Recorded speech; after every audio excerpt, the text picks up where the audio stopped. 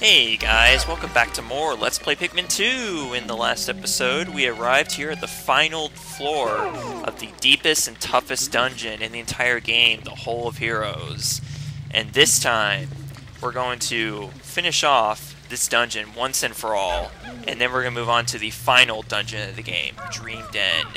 But for now, the focus is on this sub-level. So first of all, you got some eggs over here, you know, the usual stuff, kind of like the final floor of Submerged Castle, get you prepared for the boss if you want to. You know, make sure to have all your Pikmin flowered up, and also get some potions if you happen to run into any. You know, just for shits and giggles, we'll also take down these, all these walls over here, so we don't have to, you know, put in the hard work of doing so after finding the boss, which really, I guess, isn't that difficult to begin with. I mean, I'm not talking about the boss there, but like, you know, taking down these walls, of course. Kinda glad we did that, because we did have some leaf blues here. Okay, so, as per usual, we're gonna have the purples do the work here. You know what? I'm tired of doing this whole only one type of Pikmin per boss. We're gonna do this. I mean, come on, the purples had their chance to shine way more than enough times throughout this entire LP. And now I realize I probably should have saved those eggs for after this battle after all, because I completely forgot about these jelly floats over here.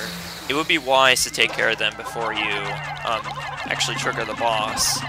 You probably have an idea what the boss is going to be, judging by that spider web you can see, shadow of a spider web you can see there. So, we're not going to talk about that quite yet. We're going to, first of all, get these jelly floats out of the way, because don't want to have them to worry about when you're doing this boss battle, because when you're fighting this boss, you really want to be focused on nothing more than just the boss itself, so bear that in mind as you move along here. Okay, just one more little fart knock over here. And it's a greater spark jelly float. Okay, so I don't think you guys will ever get a chance to see what it looks like when the greater spotted jelly float actually sucks up one of the captains, because it's actually kind of interesting. Because, like, you can't really die necessarily from a jelly float. The only thing that happens when you get sucked up by a greater jelly float is that the jelly float just automatically comes down to the ground and spits you out, basically. That's what happens. Okay. So, y'all, you ready for this? Because I am. Ladies and gentlemen, I present the boss of the Hole of Heroes. Raging Longlegs. Yep, that's him, alright.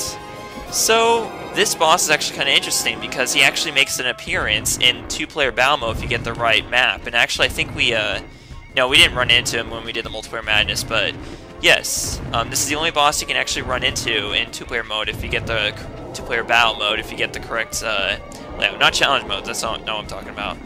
But anyways, this boss is related sort of to the bee Longlegs, except there's a few differences. In particular, this boss moves a lot slower, and he also has much bigger feet than the bee Longlegs. So basically, he kind of evens out to him being just as difficult, basically, as bee Longlegs. So we're going to actually, real quick before we start fighting, we're going to get our Pikmin already. Now, there's actually a reason why this guy is called the Raging Longlegs, and you'll see as soon as you deal some damage to him. But first of all, we're going to wait for him to... Okay, here we go. Perfect opportunity right here. So what you want to do is start throwing Pikmin on them, and then after you do a certain amount of damage, he's going to get really pissed off, and then he's going to start doing that, and we just lost a blue Pikmin. Yeah, he's going to start rampaging, basically. He's going to go rampage mode, kind of like the dinosaurs in Zoo Tycoon 2, except a lot worse here because he goes a lot faster and he kills your Pikmin, so I don't know why I make that random Zoo Tycoon 2 reference, but that's what it makes me think of whenever this guy rampages like that. That game's a lot of fun. I should do an LP of that. And crap, I just lost some purples and whites. Freaking A. Kill my purples, dude. Oh god, oh god, oh god. Oh god. Oh god. I've lost 7 Pikmin to this guy. Probably most of them are lost to him. I'm doing terrible here. Now, you may notice that normally under the circumstances I probably would have actually reset the game here. But you know what? I'm tired of doing that. You know what? I'm going to I'm gonna take this, you know, I'm gonna freeze. Sorry, I had to there. Yeah, I'm tired of doing this whole, you know, freaking out about losing just one measly Pikmin or anything like that. Or 5, I should say. I'm just going to take the bull by the horns and just, or however you put it. Okay, this is a really good chance here because, see, you can't start raging until he's actually completed a cycle and you've done a certain amount of damage to him. So if you actually start to get Pikmin on him as he's ending a cycle, and you don't do that much damage to him, then you can actually attack him for an entire full cycle. Just like I did here. So we're going to get a lot of damage in on him this time. Actually bring him to red, too. Okay. But yeah, overall this guy really isn't that difficult if you can just get your Pikmin out of the way not in time when he rages. And that's why it would have been wise for me to do just the purples on this one, but oh well, I wasn't thinking, I guess. Oh god. Okay, there we go. Yeah, just be careful when you're using the C-stick to get the Pikmin out of the way, because they might end up, you know, start attacking his feet, and you don't want that to happen, because if they do, when he's raging, they're pretty much screwed. But there we go! He's defeated! He dies basically the same way the B Longlegs does, and he leaves behind the head of Rob the Robot. Yep. Those Nintendo blocks we were collecting for the past, like, 4 or more like 5 sublevels, this is what they led up to. Rob the Robot himself. So I thought that was a pretty nice touch, actually, having, you know, all these treasures based off of, you know, NES accessories in this dungeon. I always thought that was really nice, especially considering, you know, my obsession with the NES at the time that I started this channel, which was ultimately the reason why my username was Multi-Classic Gamer. So it's kind of funny. So instead of Robotic Operating Buddy, which is what he's actually called, the ship calls him Remembered Old Buddy, so either way, both are Rob. And with that, y'all, the whole of Heroes is complete. Sure, we lost 10 Pikmin on the final sublevel, and it was to what I personally don't really consider that difficult of a boss, but take it with a grain of salt, I guess. But still, I would say this is a pretty decent run of Full of Heroes, especially considering we managed to do it in like only 4 episodes. Like, what, 4? Maybe 5. I don't know if this is the 5th one, but yeah. We managed to do it a lot faster than I thought. Like, I was seriously expecting us to take 10 episodes to do this. I wouldn't have been surprised if that was the case, but whatever. In the same episode, y'all, we are going to be moving on to Dream Den, possibly taking on the first sublevel, but I can't make any promises. Because we're already up to 8 minutes here, but I guess we'll have to see what happens. See what happens.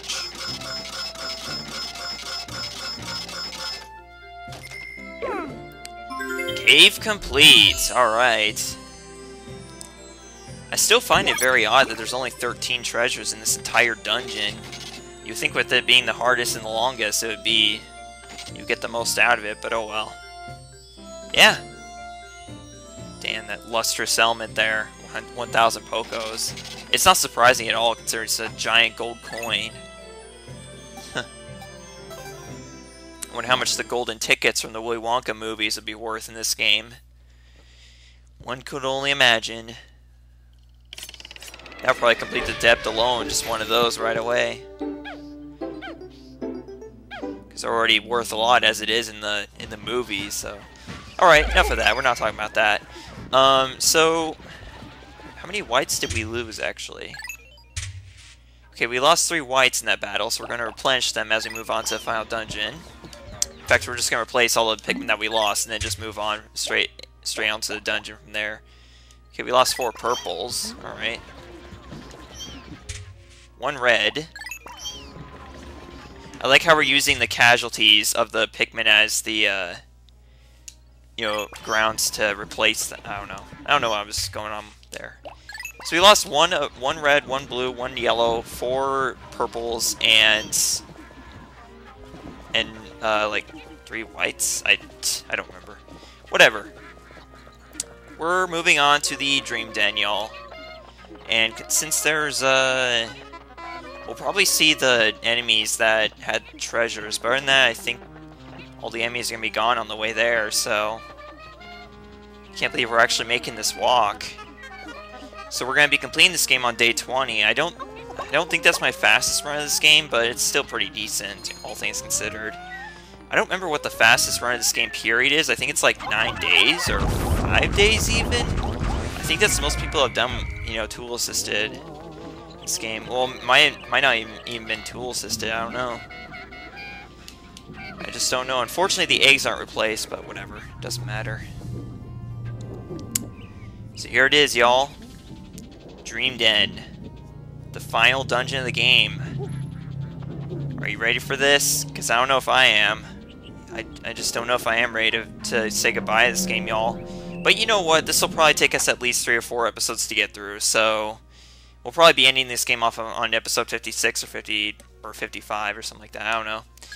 Here we go. 21 treasures. All elements are present, so it's best to just bring 20 of each Pikmin like usual.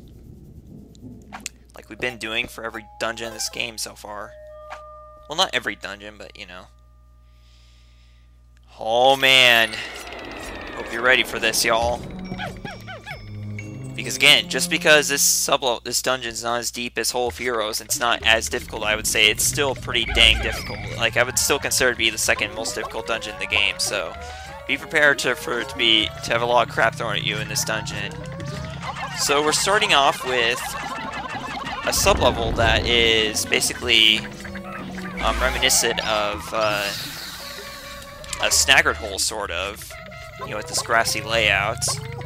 And this sublevel is filled to the brim with orange dwarf bulborbs and a couple lesser spotted jelly floats, and then also finally these crawdads or whatever they're called. I still didn't get the full name of them, so whatever. But yeah, we're just gonna deal with this as we go along. So, you know, with our purples on our side, we can pretty much accomplish anything, I do believe, though. We're not going to worry about the orange bulborbs that are out of bounds. I don't know why they even bother to have those out there, to be honest. But whatever. It is what it is. I don't know if I'm going to be able to do this. I mean, do this dungeon top performance, though, because all things considered, I am kind of running on a low amount of sleep here. I think I had like 5 hours or so last night. I guess I've had worse nights, but still, it's not... Probably not enough that I'll be able to perform at my best when going through this dungeon, but oh well. Alright, so we're doing pretty good. We're off to a pretty good start so far. I mean, I don't know if I'll be able to do this entire dungeon without losing a Pikmin. In fact, I wouldn't be surprised if I lost some to the final boss, because that does happen, but I guess we'll have to see how things play out. Oh man. I still can't believe we're getting close to the end of this game finally. I mean, I know it's been like a year, so it does sound pretty long for an LP to last, all things considered. I mean, just look at Super Mario Galaxy. I still haven't finished that LP yet.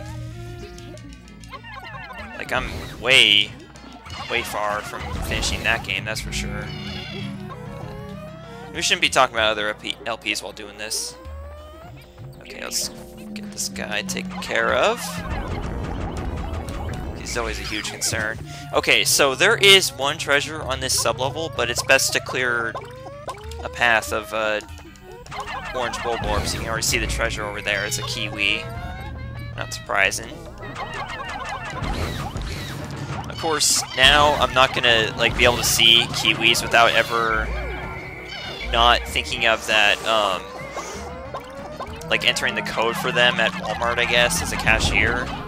Like, that's not... I guess I can't, like, ever undo that number from my head. I'm not gonna say what it is, but...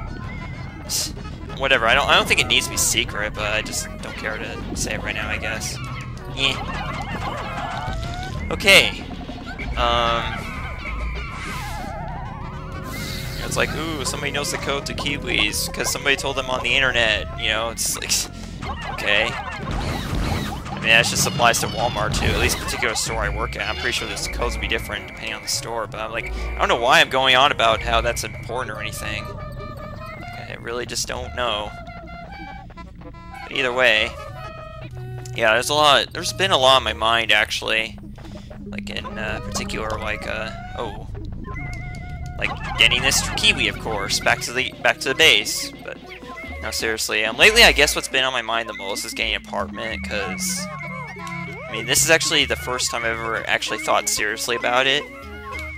You know, and the reason why is because I kind of have to get one in June this year. Because, frankly, the college dorms are just way too expensive. Way too expensive. Like, they're just ridiculously overpriced.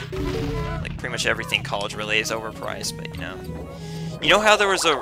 Okay, so you saw that rock that I just destroyed on that hole? Get used to them being on top of them, because it's going to apply for pretty much every sub-level. Almost every sub-level in this dungeon, except for one. And when you see that particular sub-level it's on, you'll be surprised, actually, why it's not there. But here we go. There's that one treasure of the sub-level, the Disguised Delicacy. And now that we have finished the first sub-level Dream Den, I think we're going to end things off here. So, next time on Pikmin 2, we are going to move on through Dream Den, not Dreamland. God.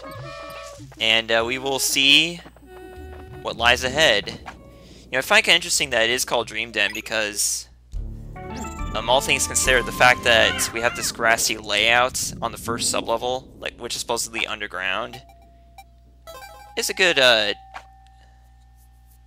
you know, I suppose, grounds to name this dungeon Dream Den or something like that. All these unusual layouts considering how they're underground and whatnot, but whatever. Next time, Pikmin 2, this will be dealing with Snowy's Snowborbs? I was about to say Snowborbs, literally. And a Gallingroink. Just lovely. This is stationary, though. Alright, see you guys later. Thanks for watching. Bye.